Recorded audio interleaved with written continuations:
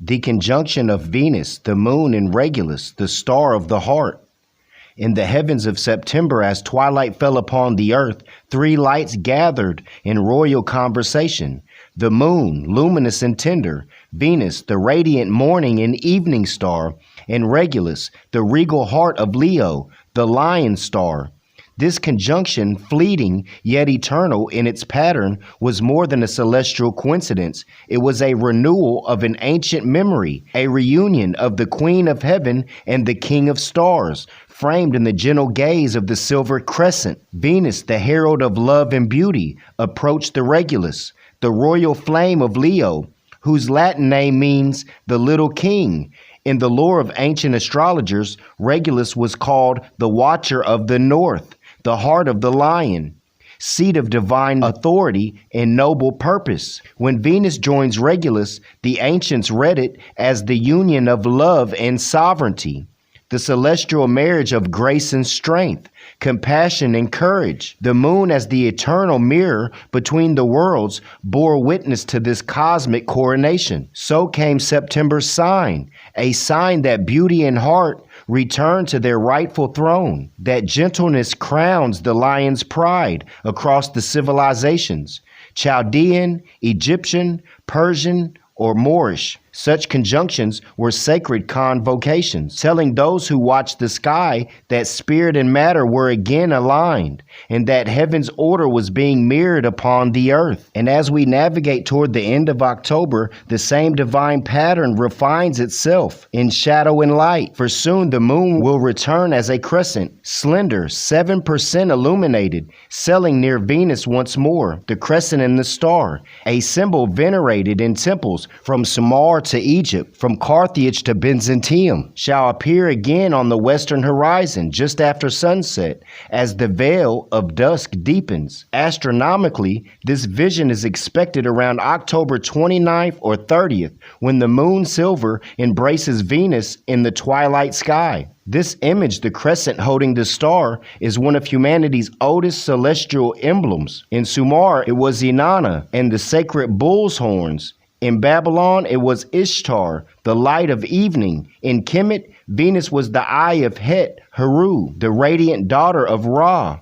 To the Moors, it was Anaida, whom is one of my master teachers, Anaida, goddess of the waters and the celestial sea, rising in her bark of light. To the Moors, the crescent and the star symbolized the harmony between the seen and unseen, the reflection of divine unity upon the face of time, mother and son. In all ages, when Venus and the moon join near Regulus, priests and sages read in their meeting a prophecy of renewal, the restoration of the pure heart, the remembrance of the sacred feminine within the order of the lion, the awakening of truth in the governance of nations. The lion, ever the emblem of kingship, bows before love, and love exalts the lion into nobility. The lion and the lamb shall lay down in green pastures and have peace. The Zoroastrians spoke of Tishtira, the star that brings rain and fertility, riding the sky as a white stallion when Venus shines beside the moon. The Egyptians saw in it the voyage of Hathor, returning from the horizon of the west, carrying the light of resurrection. The Hebrews knew this as the time when the bride of the canticles seeks her beloved in the fields, the union of soul and spirit reflected in the heavens. The Greeks told of Aphrodite meeting Leon's heart, a celestial reminder that beauty tames ferocity and that the strength of man must be softened by divine grace. And among the ancient Moorish astrologers of Andalus, the conjunction was marked in golden ink, for it was said that when Venus kissed the lion's heart beneath the crescent moon, peace would rise over the land, and scholars would recall the lost science of light. To the esoteric brotherhoods, this moment held alchemical significance. The lion represented the sun, fixed fire, gold, and will. Venus, in her emerald brilliance, symbolized copper, love, and the soul's desire to reflect beauty. The moon, silver and mutable, was the vessel, the crucible, where solar and lunar essences united. Thus, when all three appeared together, it was the philosopher's marriage, the conjunction of spirit, soul, and body, under the royal star of Regulus, yielding what was called the elixir of the heart. In sacred geometry, the pattern of this conjunction traces the star of Venus, the five-fold pentagram drawn by her 8-year dance with the earth and sun. Each return to conjunction completes another petal of the celestial rose. This October's crescent will fall along that sacred trajectory. One arm of Venus's perpetual mandala, the emblem of love's order and motion, of divine harmony, written into the clockwork of the cosmos. It is no wonder then that prophets, mystics, and lovers have long awaited these nights, for the crescent and the star were not merely symbols on banners. They were living reflections of the universal law, that light is born again out of shadow, that beauty endures through time, and that unity once lost is always found again in the heavens. In ancient Amexem, the crescent and star adorn the teachings of noble truth, the reflection of divine feminine principle that calls all beings towards love, truth, peace, freedom, and justice.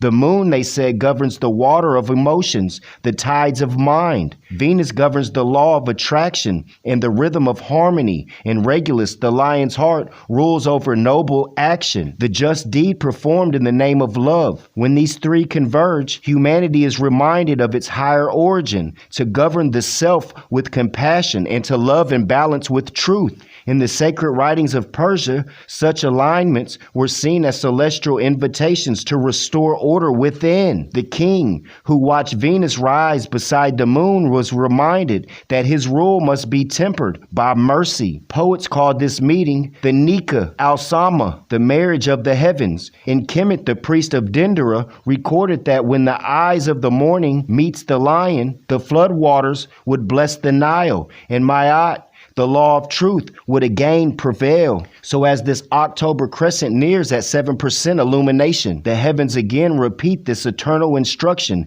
that love must be crowned with wisdom, that powers must kneel before peace, that the human heart, symbolized by Regulus, the heart of the lion, must align with the divine heart, symbolized by Venus and the silver crescent. Look then to the western horizon in late October. There you shall see above the glow of sunset the silver of the moon and the radiant star beside it, Venus, shining near the lion's heart. It is a moment to remember our own celestial lineage, to recall that we too are made of light, and that the pattern above is the pattern within. Let this reading end where it began, in the unity of heaven and earth, for the same alignment that guided ancient seers now calls to us to awaken, to harmonize, to rise again in love and in truth. The lion's heart beats in the sky. The goddess of the morning smiles upon it, and the moon, faithful messenger between the worlds, tells their story anew. Thus the cycle turns from shepherds' unions to October's renewal, a sign written in light for those who still remember how to read the stars. I leave you in love and peace.